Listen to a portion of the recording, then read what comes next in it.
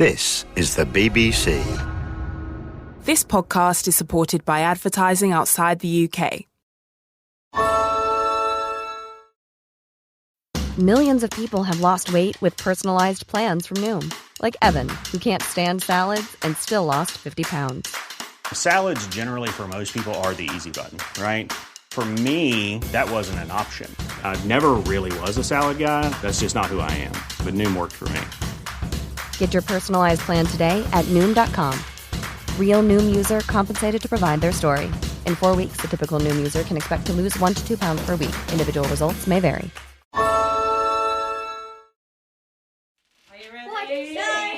Happy birthday to you.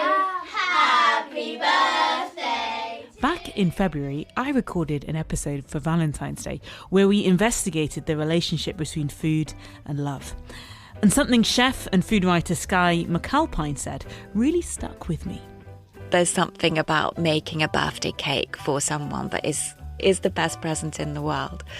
And there's something about a homemade birthday cake that I think for a lot of us is filled with nostalgia and evokes a sort of certain set of feelings that somehow a shop-bought cake never quite does in the same way. And that's not because, my chocolate cake tastes better than a pastry chef's chocolate cake. In fact, very much the reverse. But I think it's so raw in a way and so obvious, the loving intention with which a birthday cake is made. I'm Jaega Wise, and in today's food programme, we're celebrating that raw expression of love, the birthday cake. I'll be delving into its history, finding out more about one controversial cultural birthday tradition, and meeting the social network of bakers, ensuring that vulnerable children across the UK get a homemade cake regardless of their circumstances.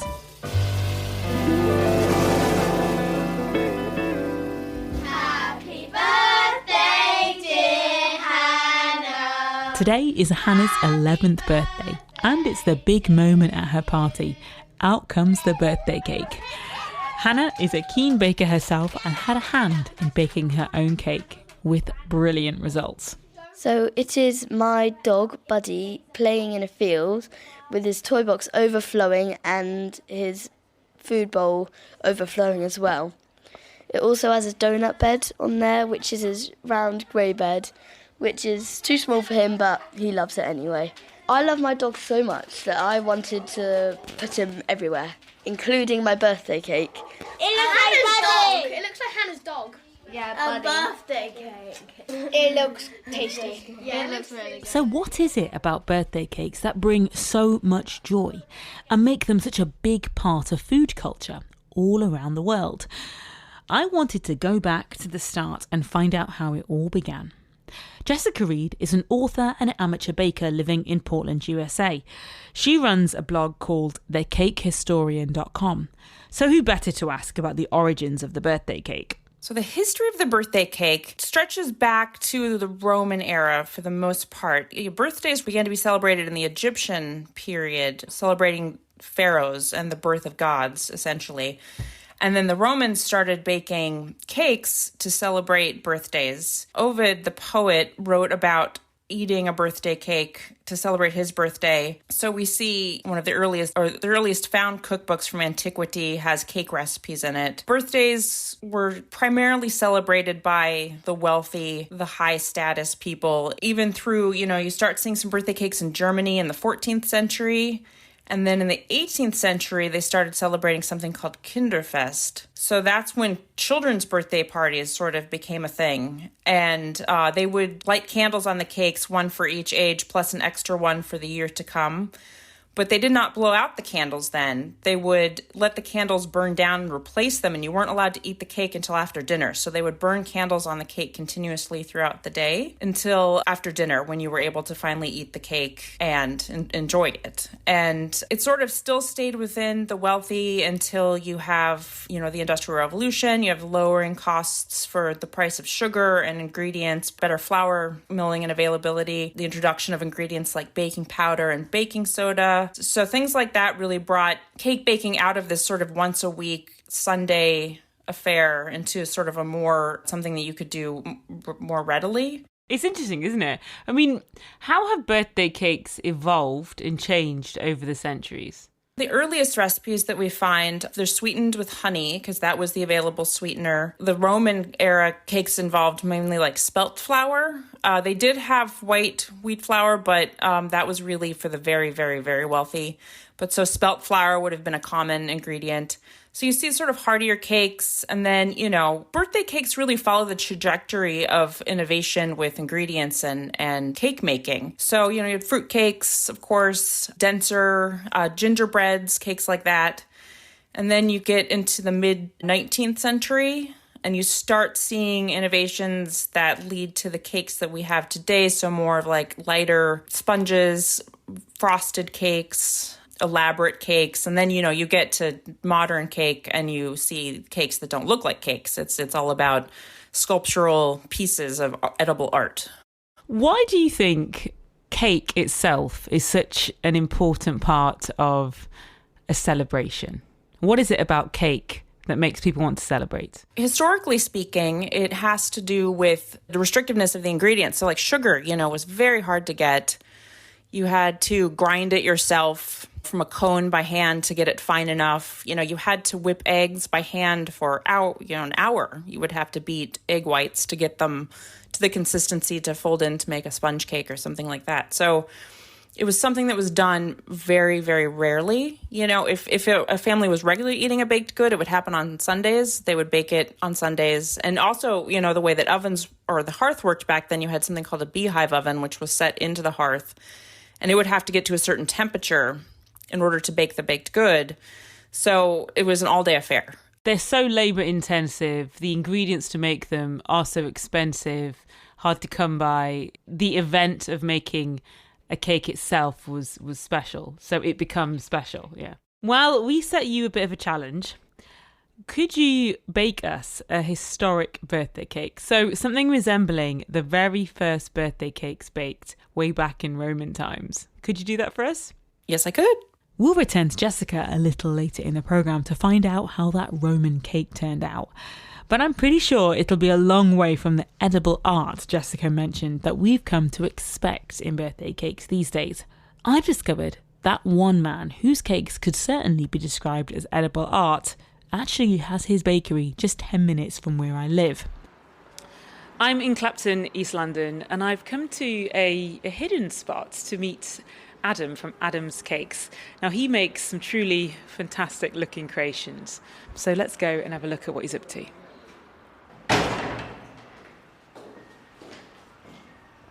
Hello. Hi. Hi, I'm Jaega. Hi, Jaega. Adam Cox has been making bespoke birthday cakes for the last 20 years, and each one is completely tailored to the recipient. I get asked to do all sorts. Like my customers and clients are very generous with the leeway that they give me based on the past designs that I've made that they've seen. So they're happy to just leave it with me. So I just sort of get one or two different ideas from them, the sort of theme of the party, any interests or hobbies or things that the person is known for. And I sort of build a design based around that, basically, so that when the cake is at the party and everyone arrives, everyone sees that cake and knows that it must be for that person because, it's so bespoke to them. And I hear you have some celebrity clients. I hear you made a cake for Queen Camilla. I did, yeah. So that was last year. That was a bit of a landmark for me, really. I've done a lot of, I suppose what you call celebrity cakes in the past. Some that I can talk about and some that I can't. I've been sworn secretly signed a few NDAs in the past. No, I mean, I did one recently for Cat Stevens for his 70th birthday, and that was pretty good. And what did Queen Camilla want on her cake? So it was for her 70th birthday, and I was asked to include her dogs on there, who she's very fond of, and it was based around her royal crest. It was based on gardening as well, because apparently she's a keen gardener. So that was a really lovely job to do, because I got to deliver it to the event. It was such an experience to be there, and I got to meet her and got a great picture. So it was really good, one for the mantelpiece. When you get a commission, what are you trying to achieve? I really just want to create something that will, last long in the memory for the person that I do it for. It's a real pleasure to have this as a job because, as I say, it gives me a lot of freedom to express myself creatively. So I really try and go above and beyond to give the client something that, they will be really happy with, and obviously it'll get lots of pictures and hopefully promote itself at the party, so many other people at the party ask me to do one for them. So over here, this one's going out today, so it's for a book launch. I don't know what it is. It's more of it's like a computer manual style book, but for some reason they've got ostriches on the cover, so I've made a fondant ostrich stud on the top. So obviously it's quite a big cake. That is. I'm assuming that they're going to have quite a lot of people attending the party, and it could be very easily mistaken for a book. Exactly, that's the idea. I try and get them as realistic as possible. So a few people have come in the kitchen over the last couple of days and just walked straight past that and not even realised what it is. And here, this is about to be a boat for a man's 70th birthday. So they sent me a picture of this red boat that I think her daughter's organised it. So I've been speaking to her, and she told me about this red boat that he used to have when they were kids, and they used to take them out in it and go fishing. So she sent me all these old pictures of the family and her as a child with the dad and the boat and the fishing rods and all these bits and bobs. So he's going to be surprised with a bit of a throwback when he gets that brought out at his party. Cakes like these, which are so personalised, it must take you a huge amount of time in terms of research, application. How much would something like this set you back? The cost basically depends on the time it takes me to make and the detail that I have to go into, and like you say, the detail in the design and the craftsmanship and how long it takes me to make basically is what the cost is based on. So a lot of the time people come with budgets and say this is what we've got, and then I say right, that'll give me a day to make that, so that's a really good time. But generally they start from about sort of $350 depending on the detail in the design, but they can go up and up and up. It really depends on what they want and how much detail they want me to go into, and the sky's the limit really. With cakes like this, you're very much towing the line between baking and art. Is that your background? Do you have an artistic background? I've been doing this for 20 years now. It was my first job that I got when I left college, and it wasn't exactly an industry that, it wasn't big then, it's quite big now.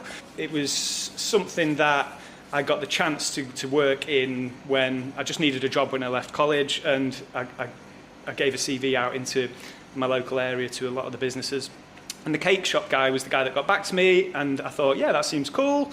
And yeah, he always told me that I could make a career out of it, and I wasn't really sure at the time if that's what I wanted to do. But the more I progressed with it, and I started making sugar models and carving the cakes into different things, and I just found it a really nice sort of creative outlet basically. And yeah, this is where we're at. It's my 10th year as part of Adam's Cakes, and it's just grown, and it's really mad, to be honest. Some of the people that I've made the cakes for, like you say, and meeting the Queen and meeting, I've had Prime Ministers cut the cakes. I've had Arnold Schwarzenegger's sent me a picture of him with a cake of mine. Wow. And it's just like, it's bonkers where it's got a bit out of hand. Some pretty impressive birthday cake creations from Adam. But birthday cakes don't always need to be nearly as fancy as Adam's. And one person who is a huge advocate of simple cakes is perhaps Britain's best-loved cake baker, Dame Mary Berry.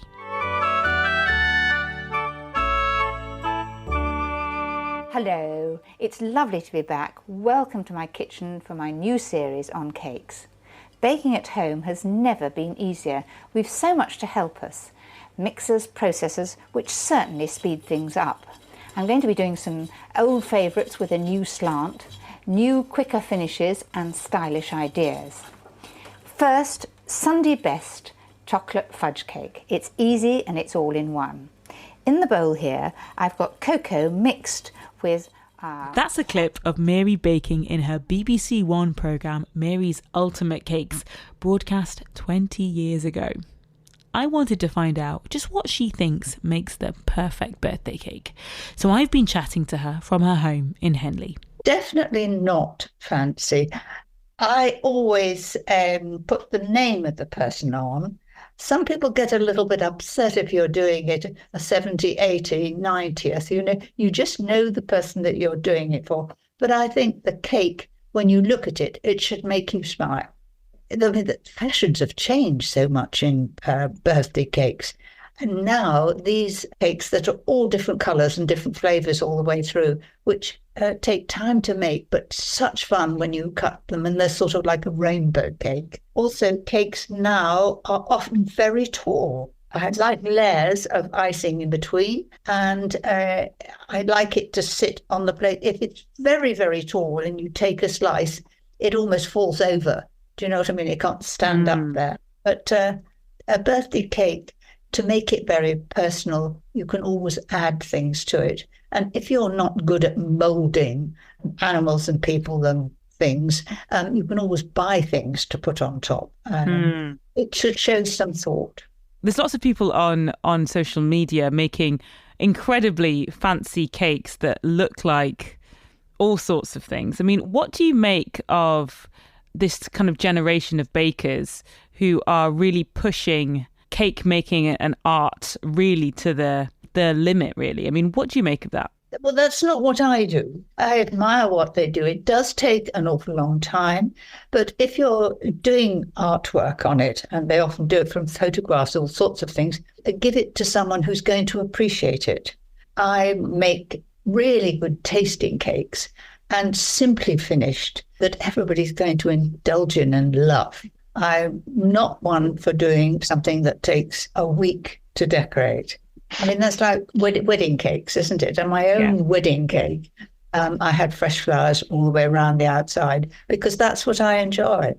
What would be your perfect birthday cake that someone could make for you? What would it be? My perfect cake would be something in lemon or orange, because those are my favourite flavours. I don't mind how higgledy-piggledy it is. Doesn't take a long time to do, but beautifully fresh and beautifully flavoured. Simple. What about any top tips for anyone listening?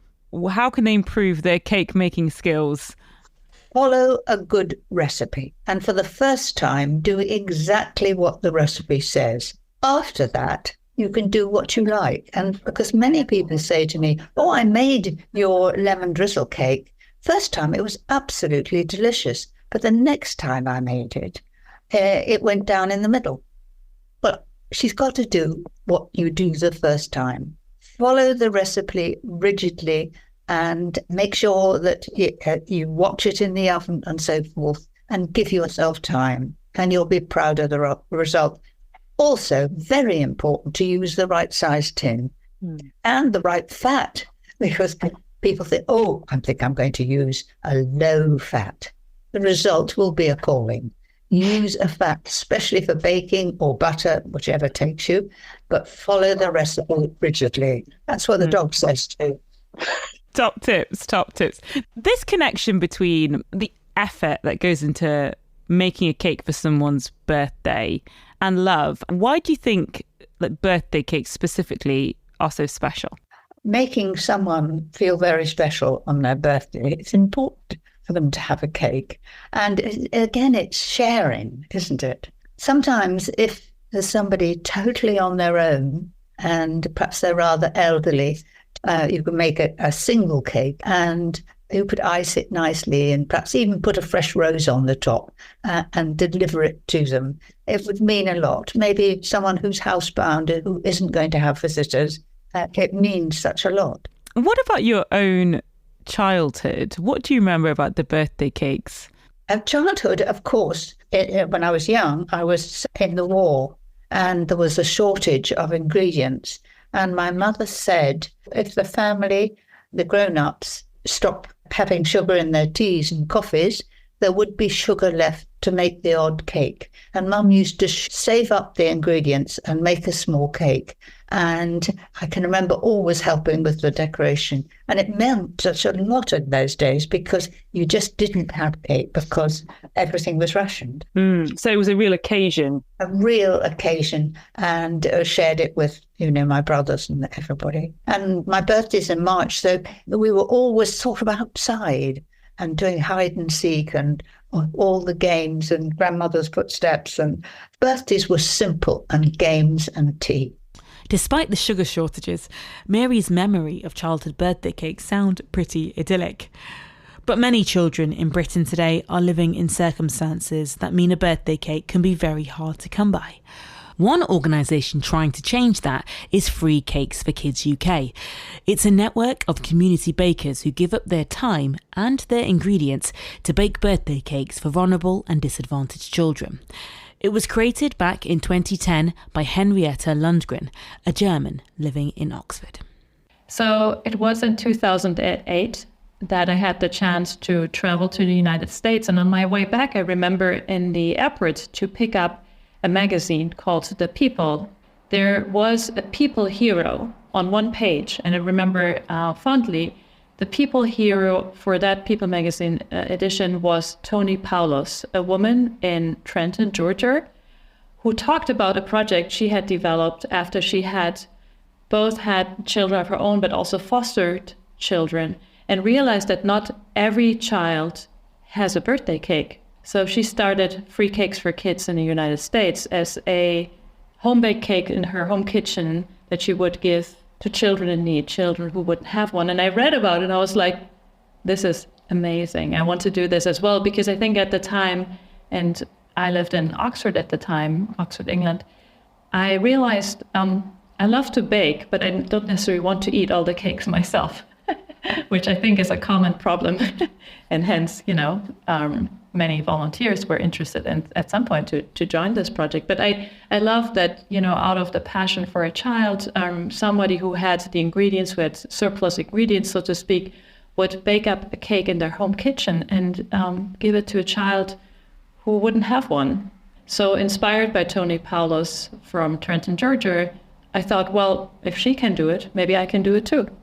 Henrietta has now moved to the US, so is no longer part of the movement, but she's watched it go from strength to strength. The early days were interesting. It was very easy to find volunteers, as many people at the time were interested in making birthday cakes. Mary Berry and the Great British Bake Off, that all started also around that time. But it wasn't so easy to find a family in need. And so the early days were mostly going into the community centers, working with people who were trusted partners of families in need, children's centers, refugee centers, organizations that would help families around health issues, economic issues, childcare issues. We would print a small card with our contact details that a family in need could reach out to and could ask for a birthday cake. We wanted to make it as simple as possible. And so a family would come and, ask for services or, be in conversation with someone trusted there. And as the volunteer worker there would find out that the family is struggling around the birthday of a child, they would also hand out the card, which then empowered the family, the parent, to reach out to us and to ask for a cake. There was a lot of discussion around, is the birthday cake a healthy food item to give to a child? But we soon realized that, yes, it is sugar. It is not necessarily healthy, but it happens once a year. And it's to create a special moment for a child. So it was much more than just a cake. I think we were really fostering or helping a family in need to bring together family members around the birthday celebration.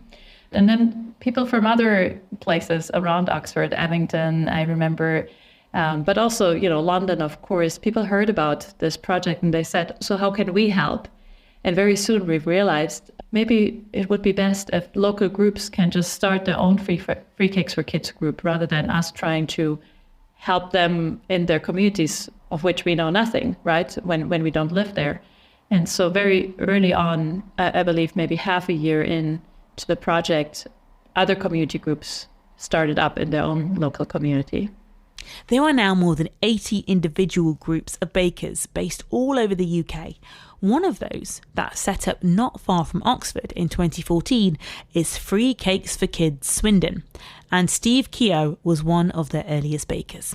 I've always baked over the years, and then before this come to light, joining this group, someone said to me, do you make wedding cakes or birthday cakes, And I said no, because I can't do icing. So I actually enrolled at college for a beginner's course of cake decorating. So it was icing, making all the flowers and crafting little animals and things. And then I went on to 2 more courses and just built skills from there, really. The idea I liked is that a lot of the children we bake cakes for have never had a cake. I mean, I bake cakes for kids that have been like 10 years old and they've never had a cake. And I find that quite sad. We know nothing about the child. All we're given, basically, is the age. Sometimes they give a theme. Sometimes they just want a Victoria sponge. A lot of the themes coming out these days, I don't know, because they're all children's stuff. My children are grown up, But I Google it and then see what the sort of design it can do, I feel quite emotional with it, actually. I was brought up, we always had a cake. My mum and dad weren't rich or anything, but they always made sure we had a birthday cake and always went on holiday once a year. And I just feel it's quite sad that children these days can't get a cake. And that's why I do it. Today, Steve will be delivering a cake to 13-year-old Amelia. The remit was a vanilla cake. She's a 13-year-old girl and she likes makeup and nail varnish. I'll put it in this bag because it's easy to carry. So all the components of the actual cake, like the palettes, blusher palettes, they're all made out of fondants. Even the nail varnish pots, they're all made out of varnish and it's got edible glitter on it. And then obviously the happy birthday with her age. Once you start, it comes pretty easy because I have cutters for a lot of the stuff, obviously. For the round circles and stuff, I've got cutters for those. And then you just get some idea in your head. As I said earlier on, some of the designs that are coming out are unbelievable. And we don't try and beat each other. We just make a nice cake for the child. It comes out of our own pockets because we're a community group, we're not a charity. We do it because we love doing it. I think a few pence, well, it's not a few pence these days because obviously lots of costs have gone up, but I just still enjoy doing it. I'm retired, I'm not flowing with cash, but I just feel that there's loads of people out there that are a lot worse off than I am. Later in the programme, we'll join Steve as he drops off the cake to Amelia's family. But the cakes I've been looking at with Steve and earlier Adam are a far cry from how the very first birthday cakes would have looked and tasted. Back to the cake historian Jessica Reed. I challenged her to try and bake the kind of cake the Romans might have celebrated a birthday with. So how did she get on? With help from her 11-year-old daughter B, did they create a masterpiece? Okay, kiddo, you ready to do this? Yep. We're going to start by measuring out the flour. So we're making an ancient Roman honey cake. I know what we're making. It was great fun. Definitely familiar in a lot of ways that, not much has changed when it comes to sort of the basics of combining ingredients. Especially a cake like the Roman cake, which was, you do entirely by hand. It's not a stand mixer sort of cake. So my daughter baked it with me and we had a spectacular time doing it. All right, 250 grams of spelt flour. Now we need 2.5 teaspoons of baking powder. There's the measuring spoons right there. How much again? 2.5 teaspoons. So there's 1 teaspoon, so you need 2 of these. We used spelt flour because spelt was a grain available to the Roman, a more widely available grain available in the Roman era. And then honey as the primary sweetener, since honey was the sweetener available. Olive oil, a sweet Italian white wine called Passito. I will admit that we did use baking powder and baking soda, which they did not have back then. They would have used yeast or sourdough starter, but I didn't have the time, honestly, to try to find out the rising time for a cake involving yeast or sourdough starter. So we used what's available to us now, baking soda and baking powder. There's a lot of pepper. So the original recipe was for like a sweet pepper cake. It used 3 teaspoons of ground black pepper in the cake, which was a big quantity, and definitely made for an interesting taste experience. And then some cardamom for a bit of sweetness, some fresh eggs, and lots of nuts. We used a combination of pine nuts, hazelnuts, and almonds. There you go, that's good. So we got Italian sea salt, which is lovely. Okay. Okay, why don't you whisk all that together? So how did it turn out? My husband and I enjoyed it. My daughter did not enjoy it at all. She enjoyed the smell while we were baking. But when we all tasted it after dinner, she was not pleased. Okay, kiddo. So we baked the cake. Oh, God. I took it out of the oven. And after I got it out of the oven and it cooled, we put on some chopped roasted hazelnuts. You put on the chopped roasted hazelnuts. I put on the chopped roasted hazelnuts and drizzled it with a little more honey. And now we're going to try this cake. Okay? Even though I don't want to. I bet it's going to be good. And you're going to I'm surprise going to yourself. let you try it first. You want me to try it first? Yeah. Okay. Let's see. Okay. It's a little bit dry, but it's good. The pepper's interesting. No, thank you. No, thank you. Yeah, I didn't really think you'd like it. The pepper definitely gave it a kick, but it wasn't as overwhelming as I feared it would be. The combination of spices with the honey and the sweet white wine, that was lovely. It was a bit dense, a bit dry. I might have overbaked it slightly, but I found it to be kind of almost refreshing because you don't taste cakes like that anymore.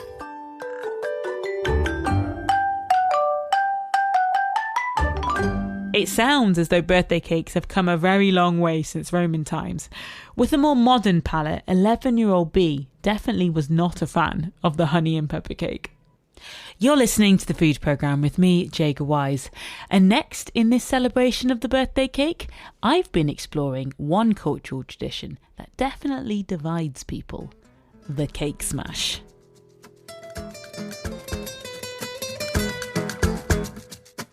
A clip of actress Salma Hayek having her face pushed into a birthday cake by none other than actress Angelina Jolie recently went viral. And when Salma explained, it turned out this is very standard at Mexican birthday celebrations. I wanted to find out more, so went to meet Sandra Vega Neri. She runs an online Mexican grocery in London, but grew up in a bakery in Mexico, where birthday celebrations were a huge part of her life. It was so much fun. The best years of my life, I could say, it was growing up in a bakery, because my mom used to put us to sleep under the counter. I started playing La Tiendita, the little shop over there. I was playing with the boxes where they pack the cakes. And I think one of the fondest memories that I have was delivering the cakes with my dad. Delivering the cakes is like the biggest memory that I have growing up, because you get to go to all these little towns and like the most remote places in Mexico. You have to be careful. So my dad used to bring us to help him take care of the cake. But it was so much fun because we would put like sometimes 5 cakes in the back of the car and go and deliver the cake. Sometimes we get lost because the addresses in Mexico, you don't even have addresses, it's just like, it's like dirt. So we will go and deliver one, and then people will like invite us over to the party. Oh my God, we just love it. So yeah, that's pretty much the whole weekend.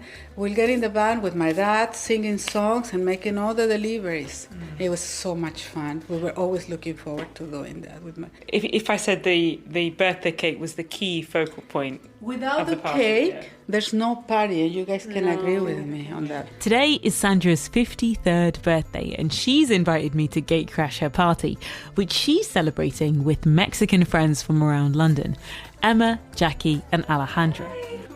You look very glamorous. Thank you. I had to. It's yes, my your birthday. Yes, of course. Let me just... Jackie, perdón. Let me say hi. They all have very clear memories of the traditional cake smash growing up, particularly at their quinceañera.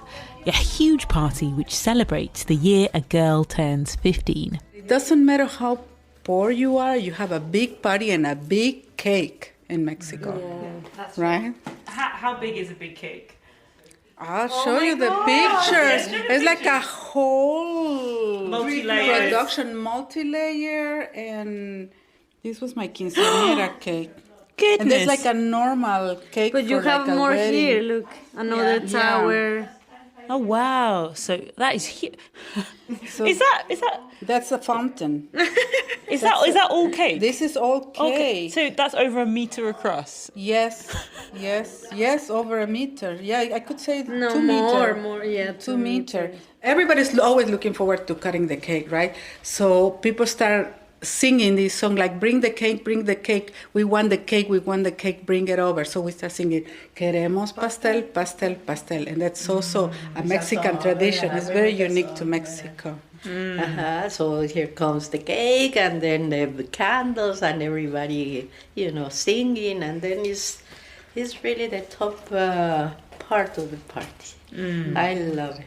In Mexico, you just feel the vibe, and when everyone is like, okay, so maybe one uncle or an aunt starts saying, "Where's the cake? Where's the cake?" And then you bring the cake. Be careful if you are the one that is your birthday, exactly. Because when you blow in the candles, and then somebody very naughty pulls you against the cake, and your face is full up with cake. And then everybody is laughing. No, the one that has the cake on the face, but it's a funny part. But I don't know what they do. I don't like it. You don't like it? So who actually likes it? I don't think anybody likes it. No, because you're looking pretty, and then you get You leave your eyelashes there. Exactly. It was so wonderful seeing your pictures of just years and years of birthday parties. I was surprised to see them as well, because as I said, I didn't think that I was smashing my face, so they were smashing every single year. And I just found out, gosh, I've been smashing in every single, What about boys? Do they ever get their faces smashed? Everybody. Yeah, we don't discriminate. No. And girls would go more gently. Okay. Depends on your friends. You're right. We've seen lots of videos of quinceañeras with some very upset birthday girls who are upset that their face has been smashed. I mean, is there a place for it in 2024, do you think? Yeah, I don't think it has changed. In fact, I think it's gotten worse, right? Because I agree with you. I've seen in social media some people even like fighting after the cake smash and pulling their hair to each other. Yeah, we didn't used to do that. We didn't get to that point, but I think it's getting worse. But there's no sign of fighting at Sandra's cake smash today, although it seems a shame to make a mess of the beautifully decorated traditional Mexican tres leches, or 3-milk cake, that's been created especially for the big moment.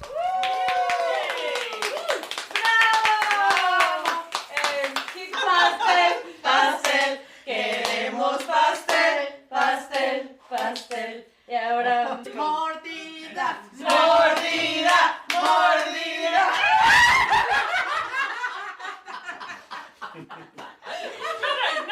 And yes, I did have a go at having my face pushed into the cake as well. You have to give it a try. I'll do a little. mordida, mordida, mordida. Mordida translates as first bite, and without serious use of my neck muscles, I definitely would have ended up with a lot more than just the first bite on my face. There's certainly no sign of cake smashing when Steve in Swindon delivers his free Cakes for Kids birthday cake to 13-year-old Amelia. It's a surprise organised by Amelia's school and mum Denise, who Amelia cares for on a daily basis. I've got fibromyalgia, and on the outside you look okay, but some days you can't walk or talk properly, you can't think straight. You have severe pain, any part of your body. You have pain always, but whenever you move, you've got pain.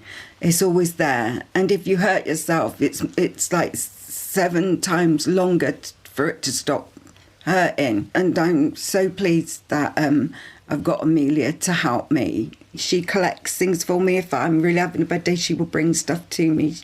She will tidy whatever area I'm not done or can't do. Usually I cook for her when she can't eat. I help her get dressed. I do some tidying, like hoovering and like sweeping. I just try to make it all work because she's really important to me. Denise says there was no possibility she would have been able to bake a cake for Amelia, something she used to enjoy doing before she became unwell. I couldn't have done it yet. Basically, I couldn't have mixed or, even measured the stuff out.